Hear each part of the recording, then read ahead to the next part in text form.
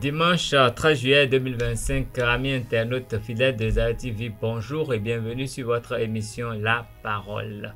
La Parole, cette émission qui nous permet d'écumer quand même toutes ces paroles qui ont été dites par le Créateur et qui doivent régir notre façon d'être dans la vie.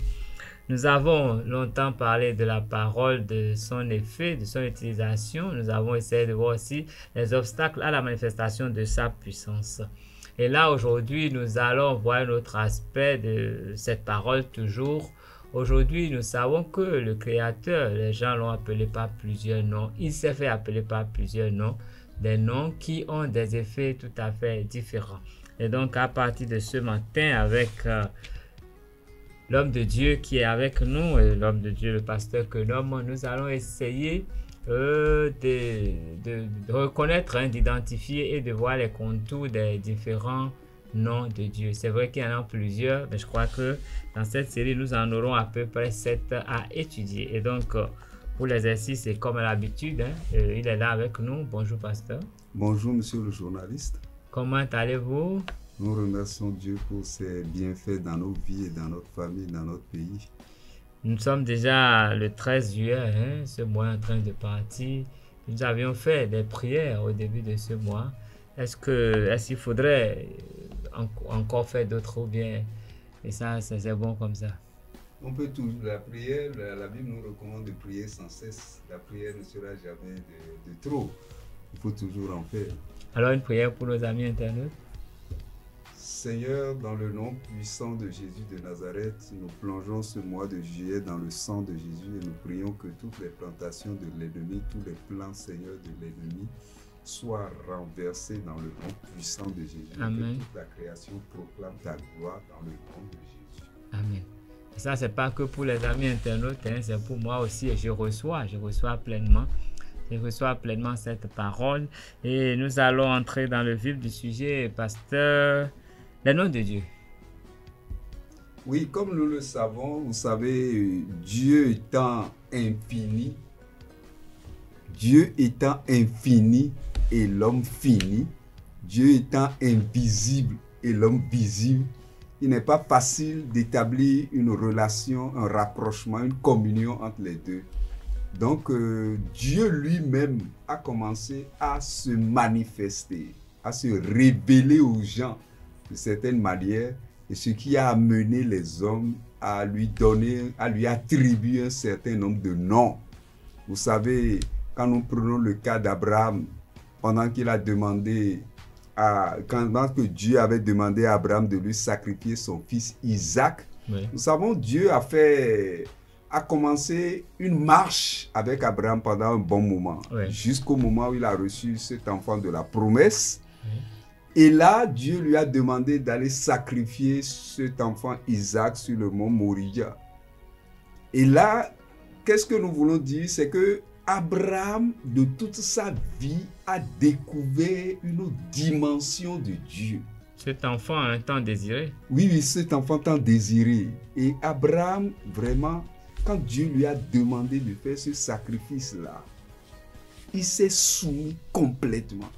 Était allé sur la montagne à respecter les prescriptions et voulait faire le sacrifice. Quand à sa grande surprise, Dieu l'a arrêté, l'a empêché donc de faire le sacrifice. Il dit, regarde à côté, voilà un bélier dont les cornes étaient retenues dans la brousse. Il dit, prends ce bélier-là et fais le sacrifice. Abraham n'en revenait pas. Il n'avait pas compris Dieu dans cette dimension, dans cette profondeur. Et c'est là qu'il a élevé un autel en disant l'Éternel, le Dieu pourvoyeur, qui est devenu le nom de Jéhovah Jireh. Ce que je veux montrer par là, c'est que quand nous commençons notre marche avec Dieu et que nous commençons à approfondir cette marche, cette relation, Dieu se révèle et nous sommes vraiment épatés. Et nous commençons à comprendre les vraies dimensions de Dieu. Donc ce lieu a pris le nom de Jéhovah Jireh. Il a élevé un autel. Oui, mais pour en arriver à cette obéissance à Dieu, il a quand même fallu qu'il ait des ressources. Parce que un enfant qui a été désiré pendant pratiquement 100 ans, hein, parce que je crois que c'est à 90 ans hein, que cet enfant a été conçu, et il vient au monde et on demande d'aller le sacrifier. Et on respecte ça pour découvrir autre chose. Humainement, c'est possible. C'est possible en ce sens que Dieu est comme un pédagogue. D'accord? C'est après de 75 ans comme ça qu'il avait demandé à Abraham de sortir de sa famille. Et il est sorti effectivement en abandonnant presque toute sa famille. C'est pas facile. Tu as ta famille, tu as tes enfants, tu as ton épouse, tout ça là, et puis on te dit sors. Et on ne te donne pas la direction. Tu prends un chemin jusqu'à ce que Dieu te révèle pour dire voilà à quel niveau tu peux s'arrêter. Humainement, c'est de la folie. Humainement, c'est de la folie. C'est ce que nous avons dit la fois passée quand j'ai montré qu'il faut se comporter comme un mouton, comme une brebis quand nous voulons suivre le Seigneur. Là, c'est sa volonté, rien que sa volonté. Quand nous mettons de l'intellect, le raisonnement humain ne traite pas avec Dieu. Ça, il faut comprendre cela. Le raisonnement humain ne traite pas avec Dieu. Nous avons vu le cas de Pierre dans sa pêche miraculeuse. Oui. Il dit, mais moi, je suis torfille. J'ai fouillé l'eau toute la nuit, des heures et des heures, je n'ai rien pris. Comment est-ce que lui, là, qui ne connaît, qui est un charpentier, va me demander de jeter le filet? Il a douté longtemps, mais il dit, puisque c'est toi, je vais t'obéir. Hein? Donc, c'était sans conviction. Et il était surpris. Donc, tous ceux qui veulent suivre Dieu aujourd'hui doivent aborder dans cette dimension-là et savoir que nous devons jeter notre raisonnement à part et venir maintenant pour que l'Esprit nous guide. D'accord. Mais là, à notre époque, comment est-ce qu'on pourrait avoir ce genre d'obéissance hein? Obéissance jusqu'à vouloir sacrifier son enfant. Aujourd'hui, c'est la justice qui se chargerait de vous. Hein? Et comment et dans quelle matière est-ce qu'on peut apparenter cela? Ce que l'on dit, c'est soit vous êtes croyant ou que vous êtes chrétien, vous ne l'êtes pas. Oui. La chrétienté a des exigences. Oui. Et comme nous l'avons montré la fois passée, il dit ce n'est pas par la force, ce n'est pas par la puissance, mais c'est par mon esprit. Tout ce qui se fait dans ce domaine-là, c'est Dieu lui-même qui s'en charge, c'est l'esprit qui fait ça. La compréhension, le raisonnement, la puissance humaine sont écartés complètement. D'accord? Donc, ce que nous sommes en train de dire, même avant, quand tu parles, c'est aujourd'hui que les choses ont changé ainsi. Et aujourd'hui, Dieu ne demande pas d'égorger son enfant, de faire quoi que ce soit. Mais en cette époque-là, où c'était la divinité, le truc là, la féodalité, les rois qui rayaient, c'était couper la tête d'un homme, c'était très facile. D'accord? Au temps d'Hérode, il a exécuté plein de gens, c'est comme ça. Il en a tué, il a fait des massacres des enfants. Et c'était aussi les réalités de l'époque. Mais aujourd'hui, nous sommes à une autre époque. Et ça ne nous empêche pas de croire à la totalité de la puissance et de savoir que Dieu est capable de faire ces choses. Oui, mais Jéhovah Jireh, ça veut dire quoi concrètement? Jéhovah Jireh, ça signifie le Dieu pourvoyeur. Le Dieu qui pourvoit aux besoins des hommes. Donc, il connaît nos besoins avant que nous ne les présentons. Il les connaît déjà à l'avance. Et le moment venu, il a pourvu donc à se bénir pour le sacrifice. Il avait testé donc la foi d'Abraham pour voir s'il l'aimait réellement. S'il n'allait pas lui refuser son fils. Il a vu réellement que son cœur, il a vu que son cœur était complètement à lui. Et c'est ça qu'il a dit aujourd'hui. C'est aujourd'hui que je sais réellement que tu m'aimes. Et parce que tu as fait cela, le Seigneur a juré, je te bénirai que tous les peuples de la terre. C'est là qu'il a fait une démonstration de son amour à Dieu. Et Dieu a donc libéré des bénédictions dans sa vie, qui sera le Père des croyants, le Père d'une multitude de nations. Et toutes ces promesses-là sont venues, ont été confirmées par la suite. Oui, mais ça, c'était au temps d'Abraham. Et aujourd'hui, comment est-ce qu'on pourrait jouir de ce nom de Dieu pourvoyeur? Dans la même dynamique que Abraham, oui. Nous devons savoir que si nous sommes dans la volonté de Dieu, oui. Et que nous amenons les défis que nous avons devant Dieu, oui. Dieu va apporter les solutions appropriées à ces choses. L'essentiel, c'est de se laisser à lui complètement. Nous avons vu le cas du petit David. D'accord. Au milieu de tous ses frères, Lui, il était dans la brousse, derrière les animaux. Samuel a été envoyé dans le foyer pour oindre celui qui sera roi. Et parmi tout, Dieu dit, ce n'est pas lui, ce n'est pas lui, ce n'est pas lui, ce n'est pas lui. Jusqu'à ce qu'il a vu le cœur de David. Un homme selon mon cœur. Et on est allé chercher David depuis la brousse. D'accord? Donc Dieu, il connaît ceux qui donnent complètement leur cœur à lui. Et à partir de ce moment, il rentre en relation avec eux. Il les utilise comme des vases d'honneur pour faire l'œuvre qu'il a l'intention de faire. Eh bien, aujourd'hui, je ne sais pas, on est dans le même moment, hein, vous bossez quelque part et je ne sais pas, hein, votre salaire est insuffisant ou bien on ne vous paie même pas. Et vous êtes chrétien, comment est-ce qu'on peut avoir recours à Jéhovah Jireh, le pouvoir? Parce qu'il peut pouvoir ce que le patron refuse de donner, peut-être. Ce que nous allons savoir est ceci.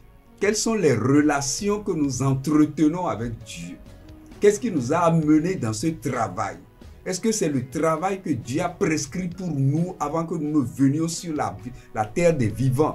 Parce que beaucoup de gens choisissent un travail, une profession en fonction des intérêts, d'accord, qu'ils voient et comment les gens sont riches et deviennent riches. Ils choisissent cela. Or, nous avons un certain nombre de dons que Dieu a libérés dans nos vies. Il faut chercher en tant que chrétien à savoir si j'ai le don. Pourquoi est-ce que Dieu m'a appelé? Si nous sommes chrétiens, nous devons faire ces choses et les savoir d'abord à l'avance. Pour que la question de j'ai un petit salaire, j'ai ceci et autre là, vous savez, quand vous êtes sur la voie de Dieu et que tout se traite dans la prière, dans les trucs, Dieu, il vous trace la voie et vous savez ce que vous devez sortir, ce qui va sortir. Même si aujourd'hui on te paie un très maigre salaire, Dieu peut te dire reste là. Dans peu de temps, les choses vont changer et tu auras des augmentations, tout va se passer. Mais à l'avance, tu es informé des choses et tu sais à quoi t'en tenir. Donc il n'y a pas une surprise, il n'y a pas d'accident pour l'homme de Dieu ou pour le chrétien. La voie est toute tracée. Mais quand vous parlez comme ça me fait réfléchir. Hein? Et ça veut dire que tous ces diplômés qui n'ont pas de boulot, c'est parce qu'ils n'écoutent pas Dieu. Tous ceux-là qui vont dans des formations, à la fin de la formation, ils se rendent compte que, au fait, ils ne sont même pas... en fait, ils sentent qu'ils ne peuvent pas le faire. Est-ce que c'est parce qu'ils n'ont pas écouté Dieu? Ce que je dois te dire, dans la vie, il y a deux démarches que les hommes mènent. D'accord? Vous agissez soit par la foi ou par la peur. Soit par la foi ou par la peur. Si vous vous engagez dans une profession, oui, et que déjà que vous êtes dans cette profession, vous n'avez pas la foi qu'à la fin de cette profession, c'est sûr j'aurai un emploi. Tout le monde peut manquer d'emploi, mais moi j'aurai mon emploi. Et dans cette conviction-là, comme je l'ai dit et je l'ai montré, vous allez voir que vous allez finir votre formation, vous ne manquerez pas l'emploi, vous l'aurez. Et ça, c'est les marques de la foi. La Bible dit que le juste vivra par la foi. D'accord? Et s'il fait cette démonstration, depuis, tout le monde peut manquer d'emploi. On peut fermer toutes les banques. Il peut y avoir la famine. Il peut y avoir la guerre. Mais moi, je serai toujours riche.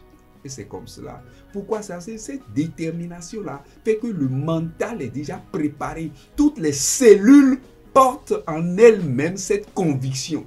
Vous n'allez jamais finir sans trouver du travail. Vous en trouverez. D'accord? Et si même personne ne vous en offre, vous allez en créer et vous allez faire, vous allez prospérer comme cela se doit. Parce que Dieu n'abandonne jamais les siens. Il prend soin des siens.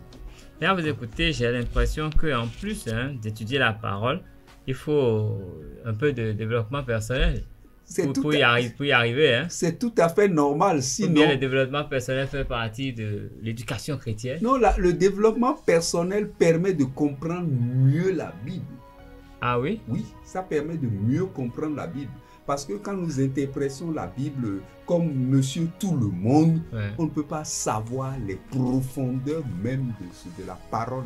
Mais avec le développement personnel vous permet d'écraser vos défis, de les tuer, d'accord, et de réussir coûte que coûte. Donc, il faut savoir que vous avez un certain nombre de défis à votre niveau, certaines choses que vous avez laissées comme ça, que vous ne cherchez pas à surmonter.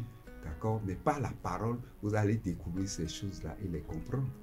Donc, il faut d'abord le développement personnel, y ajouter Non, la foi. oui, La foi est sur la base de la parole pour, en fait, non, moi, je n'en fais pas une exigence, d'accord? Mais ça ajoute un plus, d'accord? Ça ajoute un plus à votre connaissance de la parole de Dieu, d'accord? Si, par exemple, on vous dit, on reconnaît l'existence de Satan, l'existence de Dieu, on peut dire que c'est les deux forces, mais en réalité, pour un vrai chrétien, qui a compris au niveau peut-être du développement personnel, il n'y a qu'une seule force, c'est Dieu. L'autre là, c'est considéré comme inexistant. Et à partir du moment où tu te situes dans cette dynamique-là, tu verras que le diable, même s'il existe, il est écrasé, il est sur le point de disparition, voilà ce que je dirais. D'accord? Il est un fait. Il n'est pas une réalité, c'est la réalité qui est éternelle. Mais le fait existe et pourra disparaître d'un moment à un autre. C'est ce que nous allons dire. Et quand vous vous situez dans cette dynamique, Dieu a donné toute la puissance à l'homme. Satan était là. Est-ce qu'il a eu la puissance? Non. Dieu a couronné toutes ses œuvres en disant c'est l'homme qui doit avoir la domination. Même si aujourd'hui nous laissons la domination à Satan, c'est parce que nous avons voulu le faire, d'accord, en tant qu'homme. Sinon, Dieu l'a ignoré. Il nous a armés pour qu'on puisse le vaincre. Mais aujourd'hui, beaucoup de gens ont remis leur salut, leur vie dans ses mains. Il est en train de vaincre. Oui, mais Dieu va dire à quel moment avoir recours à ce nom pour qu'il soit actif, pour qu'il fasse changer les choses. Ce n'est pas question d'avoir recours à ce nom à un moment donné pour qu'il soit actif. Il a toujours été actif. Il a toujours été actif en ce sens que quand Josué a pris le leadership des enfants d'Israël après la mort de Moïse, oui, Dieu lui a donné une seule arme. Quelle était l'arme? L'arme de la parole. Il lui a dit, Josué 1, verset 8, médite la parole nuit et jour, et conforme-toi à la parole. Il n'y a pas une puissance qu'on lui a donnée en dehors de cela. Rien que la parole. Donc, dans cette méditation-là, la méditation demande un certain nombre d'exigences. oui. Dans la méditation, il y a la présence du Saint-Esprit. Il y a le temps à investir pour faire cette méditation. Et la troisième chose, c'est le cadre dans lequel tu es pour faire cette méditation. Ta compagnie. Il y a beaucoup de gens, ils sont dans des foyers. Il n'y a pas un moment où il n'y a pas de bruit, de désordre, d'accord, pour troubler la quiétude. Et Dieu ne peut pas te parler dans ce bruit, dans ce désordre. Ah bon? Ça veut dire que les gens qui vivent dans les quartiers populaires, là, ils ont des points avec Dieu. C'est pas qu'ils ont des problèmes, mais parce qu'il ne pourra pas se manifester à eux. Il ne pourra pas. Il ne pourra pas et il ne se manifestera pas. Donc, il faut habiter de bons quartiers. Suis-moi. Oui. Je suis sur une pente, je suis en train de parler. D'accord. Un homme de Dieu, un homme de réflexion, oui, un homme qui veut faire la méditation, qui veut se retrouver quelque part pour penser à des choses sérieuses et avoir des idées fécondes, doit sortir de la foule, doit sortir de certains milieux tumultueux et se retirer quelque part. D'accord? Pour pouvoir entendre la voix de Dieu dans ces moments de prière, là où il n'y a pas de bruit, il n'y a pas de choses là. Et s'il veut toujours avoir ces communions-là et avoir ces révélations-là, il doit se préparer pour aller dans ces moments-là, même pas des moments donnés, après avoir baigné dans tout le brouhaha, tout le temps-là, il faut qu'il se retire. D'accord? Pour pouvoir écouter de Dieu, pouvoir faire chose là. Et là, il va recevoir. Pourquoi est-ce que Dieu donne des visions, des révélations les nuits? C'est parce que dans la journée, les gens sont trop bouillants. Alors que le soir, quand tu dors, tu es seul. Il va venir, il va te donner une révélation, il peut te parler, il peut te faire chose. C'est un moment de calme. D'accord? Alors qu'en plein jour, dans un atelier, dans un truc là, tu n'auras pas, tu ne l'auras pas. Il ne va pas te parler, ça ne va pas venir. Autrement dit, si le cadre ne le permet pas, on peut profiter de la nuit pour avoir un recueillement, avoir une communication, oui, une communion avec le Seigneur. C'est tout à fait normal. Si tu peux te réserver des nuits, te lever à des choses là pour faire des méditations, faire des prières, Dieu peut se te révéler à toi. D'accord? Il va le faire. D'accord? Mais il faut te dire que compte tenu de l'urgence du problème que tu as et la réponse que tu sollicites pour un défi auquel tu cherches une solution, que tu te retires. Que tu te retires dans un cadre adéquat qui te permet de recevoir. Et effectivement, Dieu va se manifester à toi. Donc, il faut pouvoir trouver le bon moyen, le bon cadre et le temps. Voilà. Pour communier avec Dieu. Oui. Et espérer qu'il se manifeste à nous. Oui. Pour pouvoir à nos besoins. Parce qu'aujourd'hui, nous parlons de Dieu qui pourvoit. Oui. Il va pouvoir à tes besoins. Il va pouvoir à tes besoins. Donc, si ces conditions ne sont pas respectées, il n'est pas possible que... Donc, pourquoi c'est comme quelqu'un qui a un grand projet qui nécessite un financement lourd. D'abord, l'investissement du temps. Combien de gens investissent le temps pour Dieu dans la prière, dans la méditation? Ils sont rares. Nous sommes des chrétiens de surface. Nous consacrons quelques minutes et ça s'arrête là. Mais quand nous allons, il y a des choses profondes que Dieu veut nous révéler.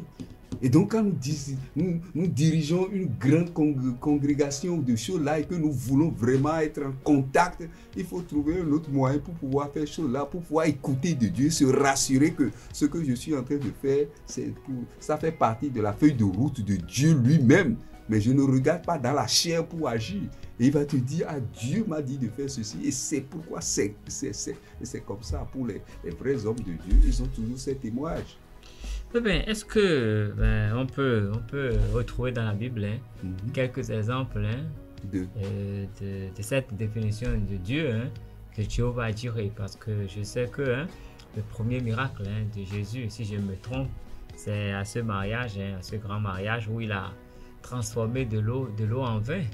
Et est-ce qu'on c'est déjà le début de la manifestation de Jéhovah Jireh? Ce que nous devons dire est ceci. Il y a une leçon que nous devons tirer de ceci. Parce que c'est seulement dans Genèse 22, le verset 14, qu'on nous a montré que Abraham a élevé un autel sur la montagne de Moridja et a donné à cet autel-là le nom de Jéhovah Jireh pour annoncer une leçon à l'humanité de la découverte de la dimension que lui il a eu à faire de Dieu en disant que Dieu pourvoit toujours à tous nos besoins. D'accord? C'est un message qu'il lance à la chrétienté pour dire que Dieu est un Dieu pourvoyeur aux besoins des hommes. Il n'y a pas ce besoin qu'il ne peut pas pourvoir. Et David aussi déjà dans le psaume 23 a dit, qu'est-ce qu'il a dit? L'Éternel est mon berger, je ne manquerai de rien. Et il a continué en montrant, il me conduit dans les verts pâturages près des eaux paisibles, etc., etc. Donc il rejoint la même chose, il rejoint la même dimension dans ces choses-là. Donc lui, en son temps, Abraham a fait la découverte.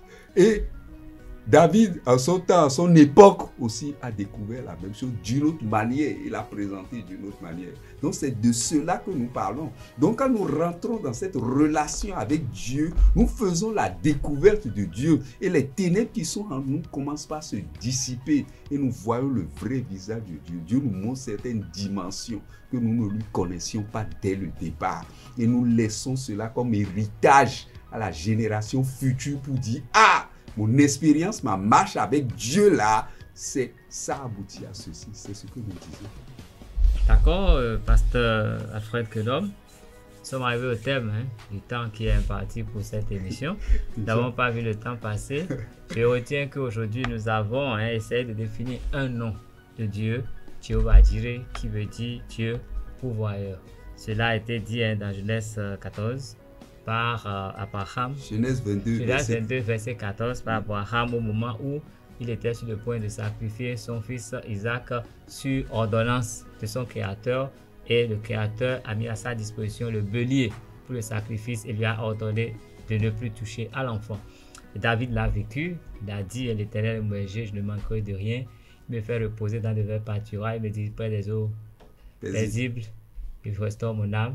Bon, et puis il a dit beaucoup de choses qui suivent pour dire qu'il a été abondamment béni par Dieu sans qu'il n'ait fait quelque chose de spécial à part communiquer avec lui. Et donc, pour espérer que Dieu se manifeste de cette façon dans notre vie, nous avons besoin d'avoir une vraie communication avec lui.